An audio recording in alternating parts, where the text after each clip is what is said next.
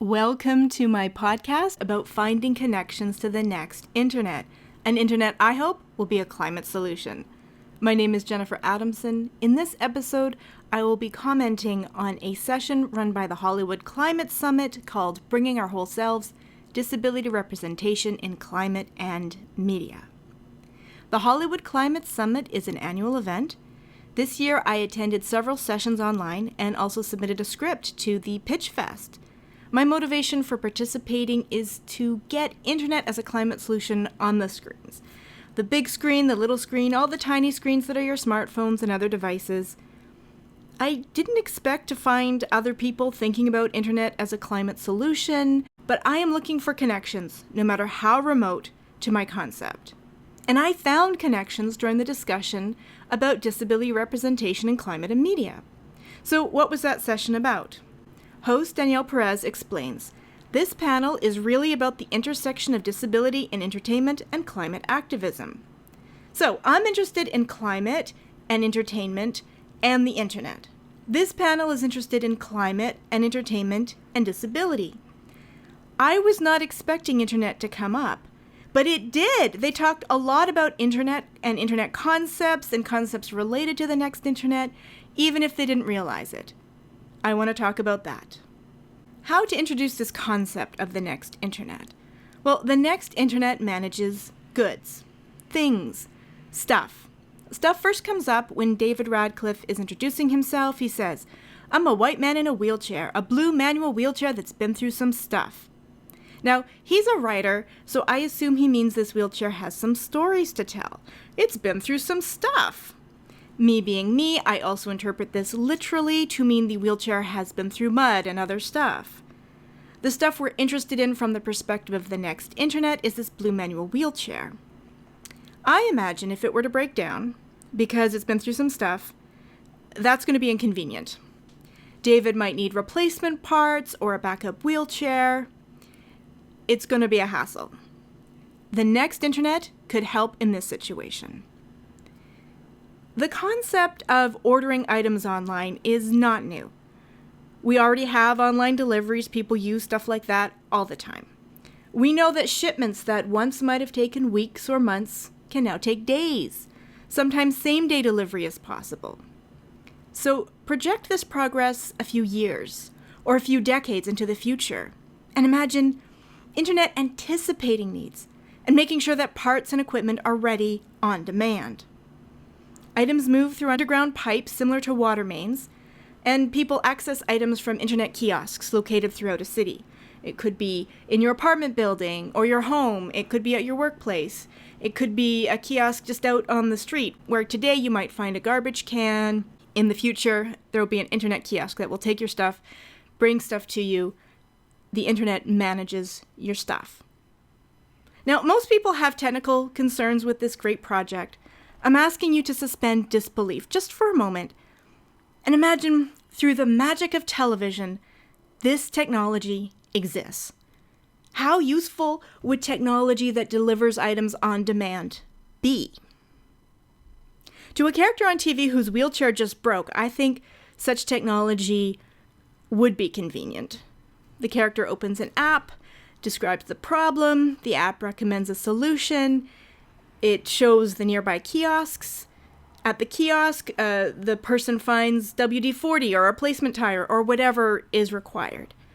If the wheelchair can't make it to a kiosk, the internet might arrange for a robot to bring a new wheelchair and will collect the old wheelchair and send it for repair or recycling. Letting the internet handle the logistics of delivering solutions seems preferable to trying to get around with a broken wheelchair. Such an internet can help not just in a crisis, but, someone in a blue manual wheelchair might be getting ready for a hot date. They might want a souped up version. Someone with varying needs might start the morning thinking, I feel good enough for my Jurassic Park cane. But later in the day, realizes, not so good today. I'm going to need my blue manual wheelchair. The internet delivers that to anywhere. And the internet stores the Jurassic Park cane so it's ready on demand when the person is ready for it. And it's not just people with disabilities who need mobility aids. Someone walking to work who realizes they're running late can order a scooter or a bike or whatever they need. Think about how revolutionary it is to have a device on you that you use to send and receive information quickly and easily. A generation ago, we had to suspend disbelief to imagine technology like that.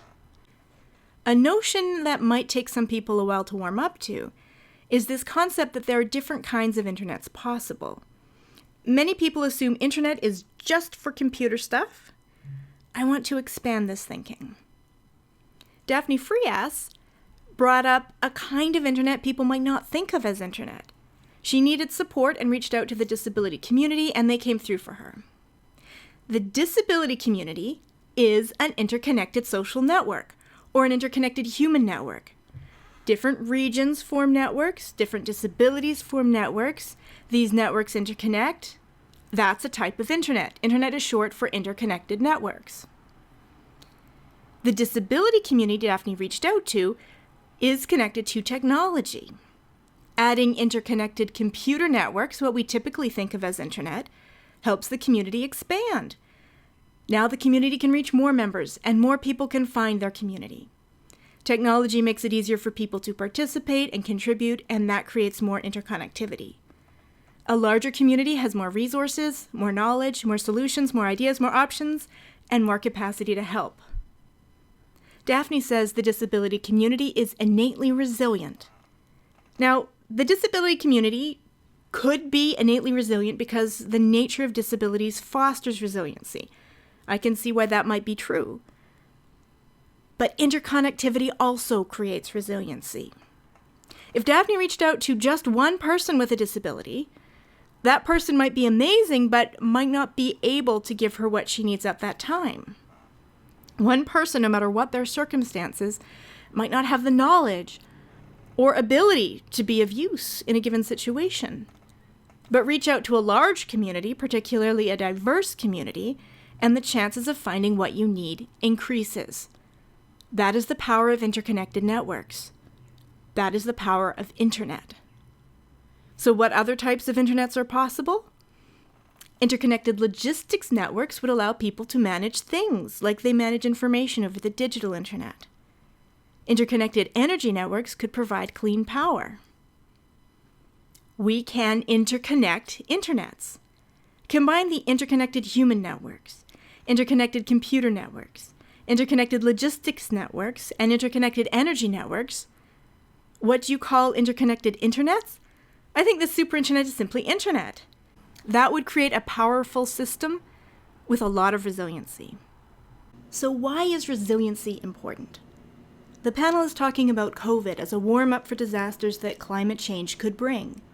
David Radcliff talks about advice from an expert who told him, "I don't want you to get trampled at a supermarket trying to get all your groceries together, but here are some things you're going to need."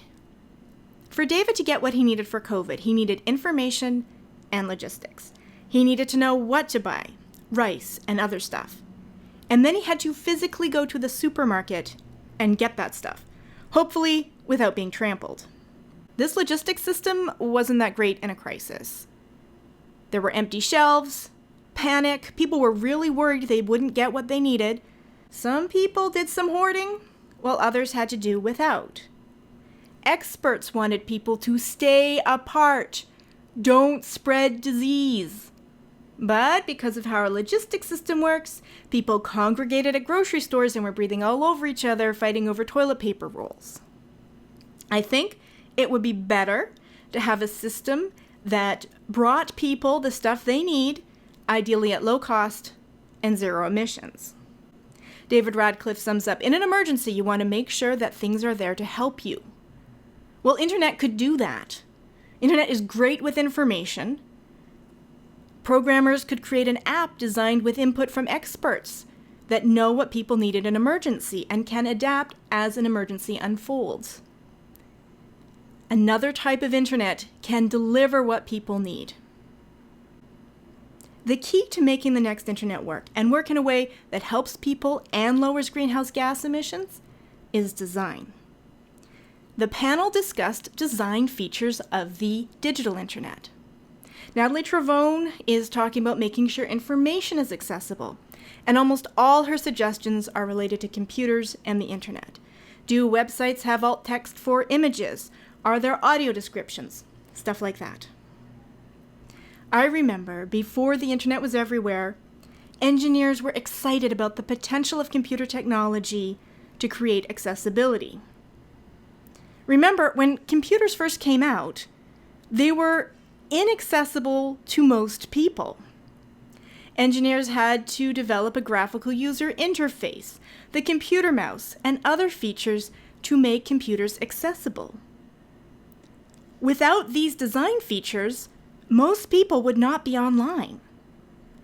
Now today, many videos do have subtitles, and computer programs exist that can convert audio to text and stuff like that. Computers have come a long way when it comes to accessibility, because engineers design computers to be accessible. Based on Natalie's complaints, there is still more work to do. Natalie is asking people to make sure they add alt text to images and things like that.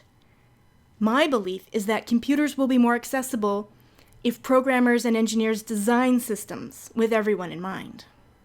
If a program is not designed to easily add alt text, people will rarely take that step no matter how great their awareness of accessibility issues.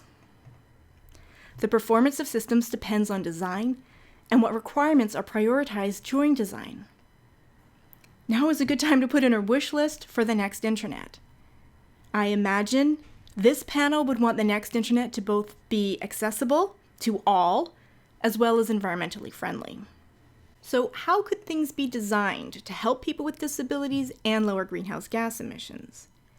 Keely Catwells was talking about how on TV, someone was showing how they could put all their plastic and all their rubbish, or trash as you Americans say, in one container in a long period of time.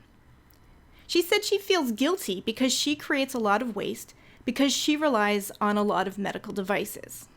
Well, waste is a product of bad design of our goods management systems. Let's talk about plastic waste. A lot of waste is for hygiene. Companies wrap items in plastic to ensure consumers get a clean product. The plastic wrap sometimes serves as information, communicating that no one accessed the item since it left the factory. So an internet designed to reduce waste could, in many cases, eliminate the need for this kind of plastic waste. Internet can track an item and make sure no one accesses it, creating a digital seal to replace a plastic seal. Internet could also use reusable containers that are certified to be hygienic. After delivery, the internet sends used containers for decontamination to be used again. Some plastic waste is disposable products. Why do we use disposable products?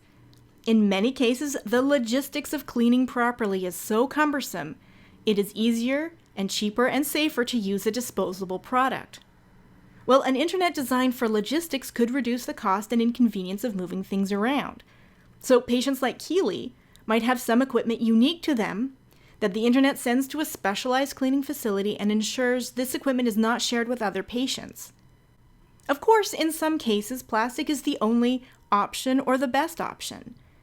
Well, then the internet can look into better options for recycling that plastic. The internet could accurately sort in minute detail, making recycling both more feasible and efficient. On the topic of plastic waste, Danielle Perez says, "We are often fed this narrative that if you want to help the climate, you've got to get rid of straws. And we all know that doesn't work for a lot of disabled people. Straws might get a lot of attention, but I don't think they're creating a lot of the greenhouse gases. Internet technology could collect information such as greenhouse gas emissions associated with straws. Computers are ideal for processing numbers. If it turns out that straws are a big problem, then we can use the internet to look for solutions. Maybe internet can send straws to a super cleaning facility and ensure everyone gets their own set of straws. If it has to be a single-use straw, maybe it can be reused in other ways.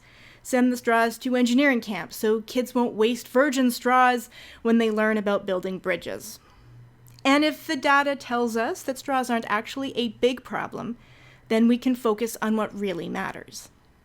Danielle Perez goes on to say, "You see online people shaming for pre-cut vegetables and things like that, or getting everything delivered. And it's like those things allow me to participate in society. So she's talking about being online. This is yet another reference to the internet. She's also talking specifically about online delivery. Online delivery is an early version of the next internet, an internet to move things. See how she talks about this technology? This technology is life-changing. When people have access to this service, it is life-changing. Why do people shame for pre-cut vegetables? Receiving pre-cut vegetables, having it delivered, is not necessarily bad for the environment. It depends on how it is done. It depends on how the system is designed. If pre-cut vegetables arrive on a polluting vehicle in excessive packaging, and most of it gets wasted anyway, that's not great from an environmental perspective. It doesn't have to be like this. Remember, once people had groceries delivered by bike. A delivery person might drop off bottles of milk and pick up the empties for reuse. So, low-emission food delivery service was possible in the past. With modern technology, it should be possible to exceed the performance of the past.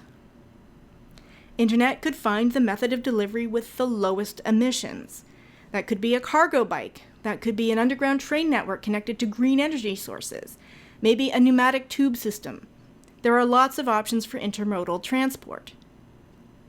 An internet could move items in reusable containers, thus reducing waste. Delivering on demand could also reduce waste. A lot of food waste occurs because people aren't good at managing their food. Internet could manage food to reduce food waste. It could send cuttings from the pre-cut vegetables to make soup or other food. It could send leftovers to feed farm animals. At least make sure organic matter gets composted instead of creating emissions in a landfill. Oh, and if you get everything delivered on demand, you don't need a refrigerator, which is another source of emissions. We should not shame people for having pre-cut vegetables delivered. We should design a system so that people get pre-cut vegetables in a way that lowers greenhouse gas emissions. Still on the topic of groceries and COVID, Stephanie Nogueras is telling a story about seeing an extremely long line at a grocery store. She thinks something is weird. She looks at her phone and was able to find a news story. She says, "I felt so out of it because I was the last individual to actually know what was going on." And that is typically the case when it comes to the deaf community. The internet provided information about what was going on. If not for the internet, if not for carrying around this amazing device all the time, perhaps it would have been even longer before Stephanie found out about COVID. Computers have an amazing ability to serve the disability community. Devices can interpret sounds and show them on a visual display. Devices can take a picture of text and read it out loud. Stephanie is pointing out that the communication systems are not perfect and do not always serve the deaf community.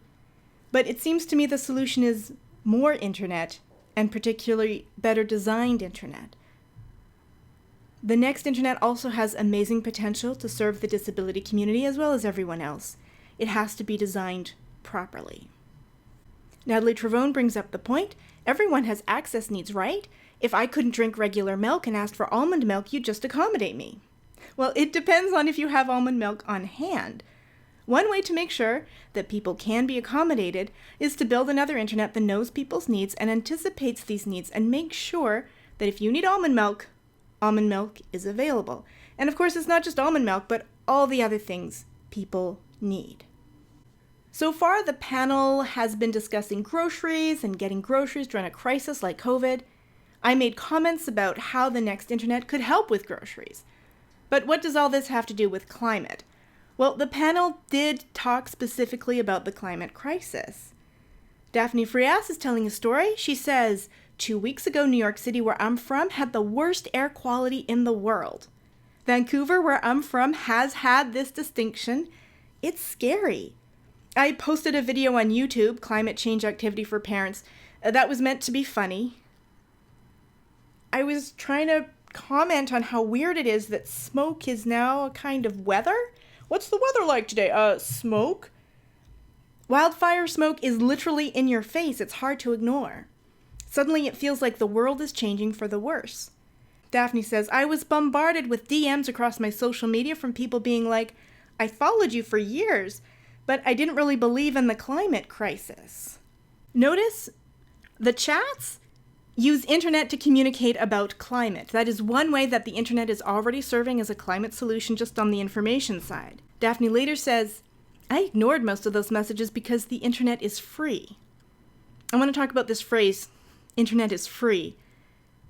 It's amazing that people today are able to use phrases like that casually.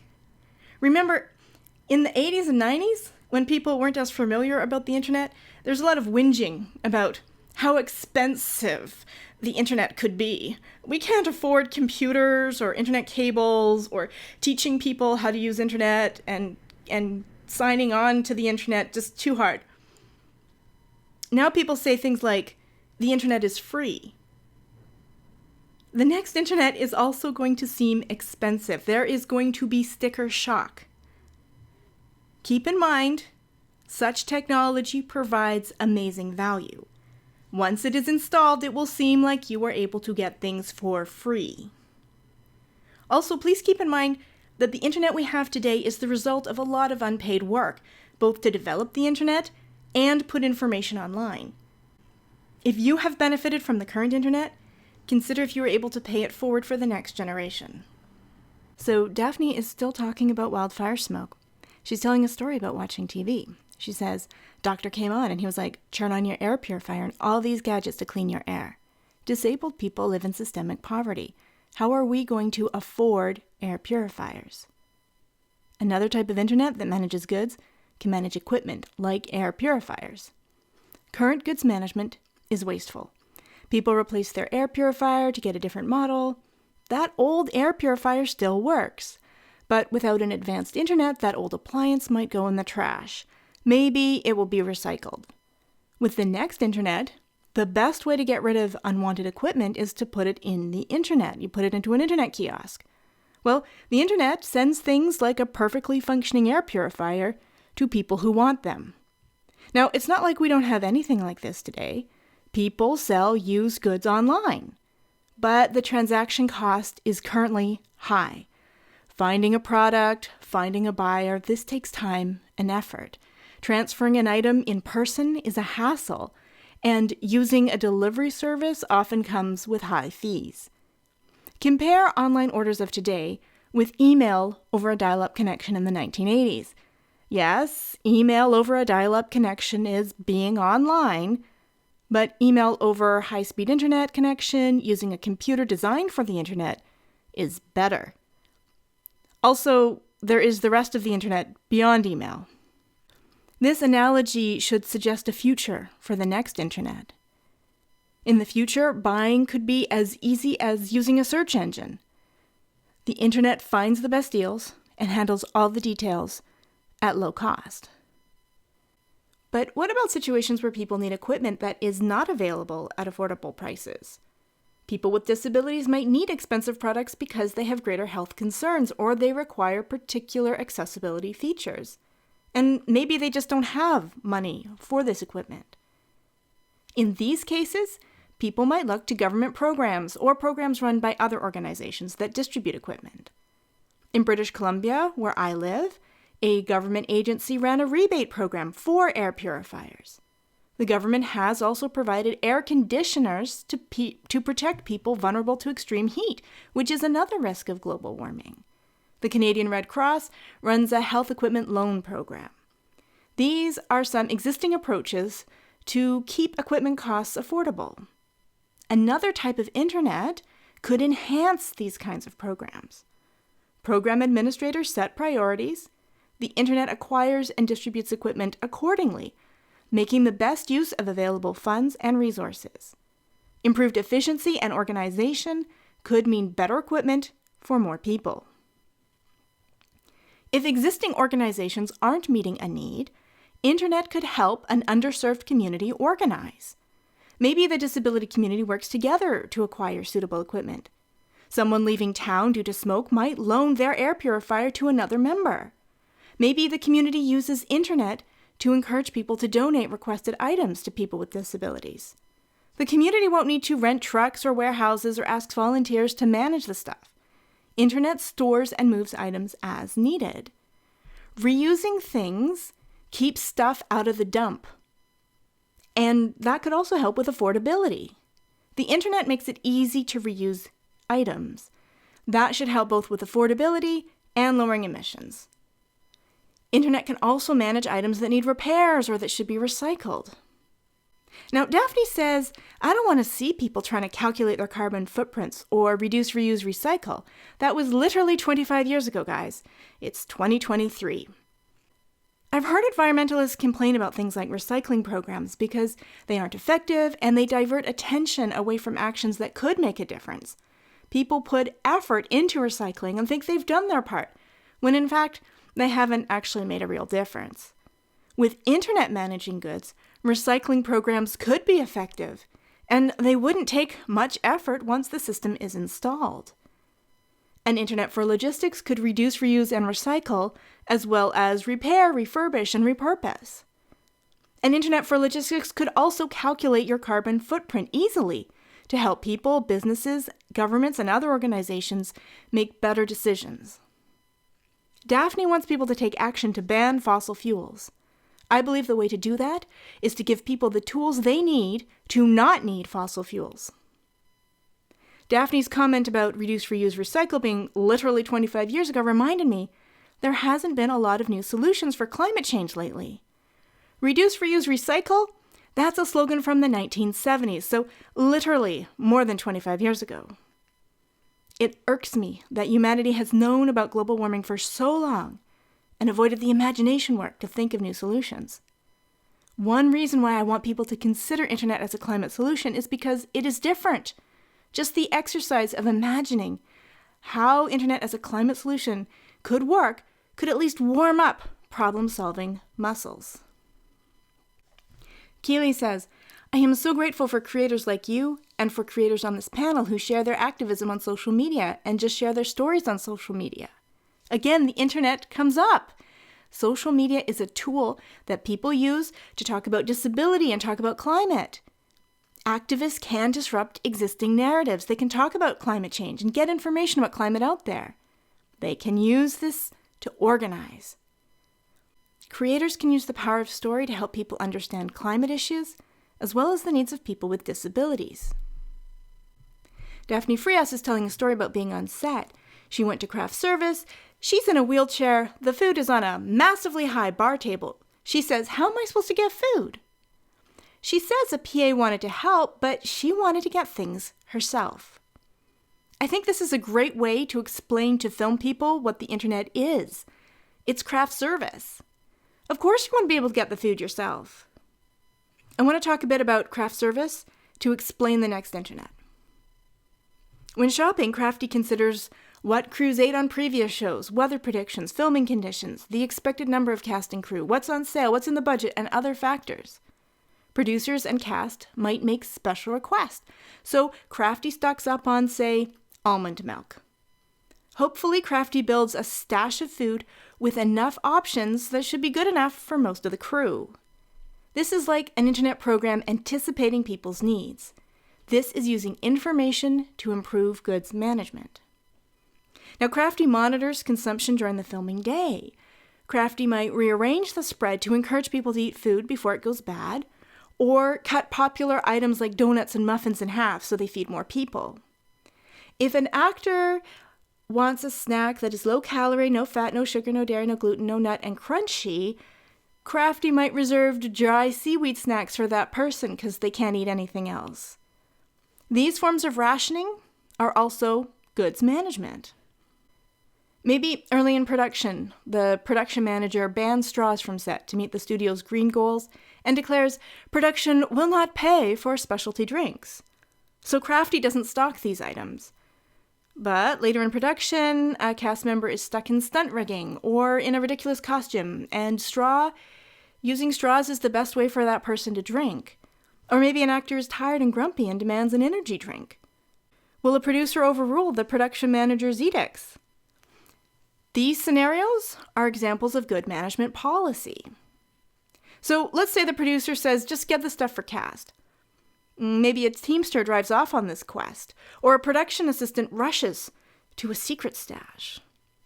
Perhaps the items get delivered through a transpo loco combo. The actor probably doesn't know or care what department or mode of transport delivers these items as long as they come quickly. That is an example of intermodal transport.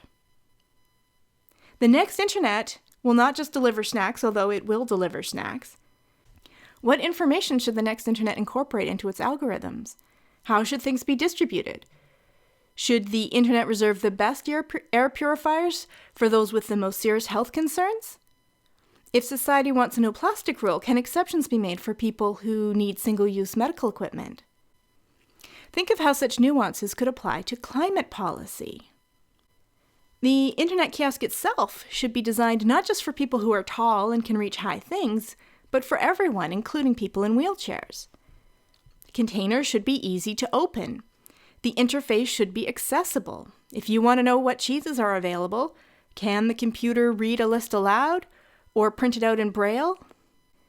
If we show people what an environmentally friendly, accessible internet kiosk looks like on television, this will help guide the development of this technology. The public gets to try the product vicariously through characters on TV.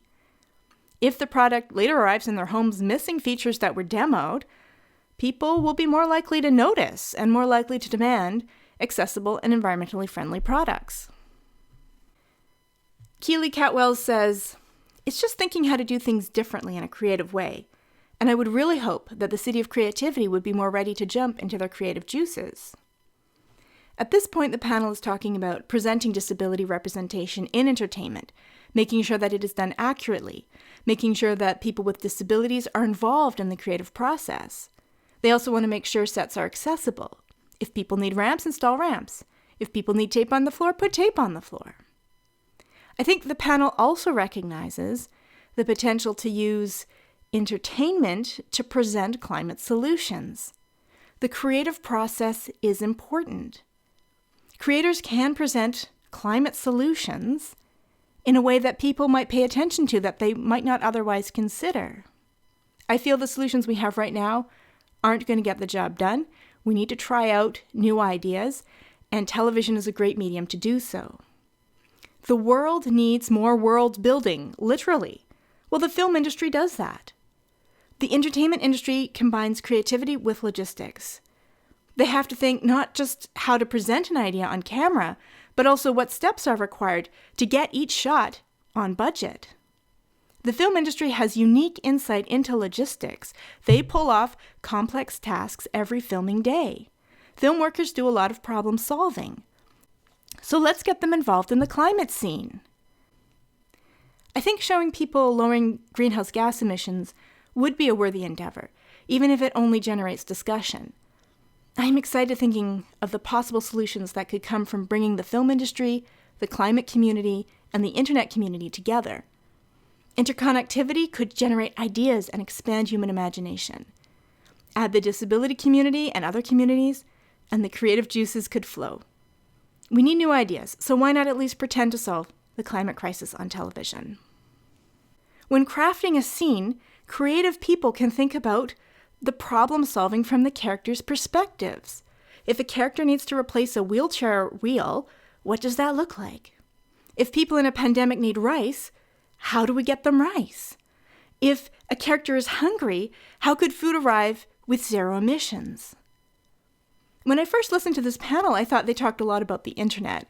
After recording this podcast, I realized they talked a lot about food, so what film people do. I hope this episode gave you a taste of what the internet is about and how it could lower emissions.